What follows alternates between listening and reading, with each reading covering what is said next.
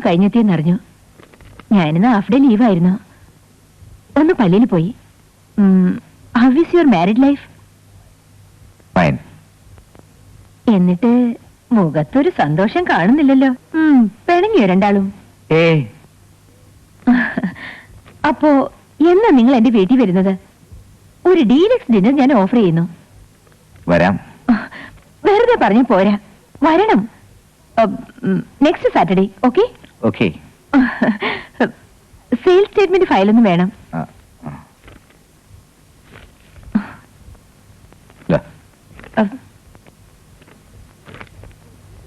Verify ചെയ്തല്ലോ അല്ലേ?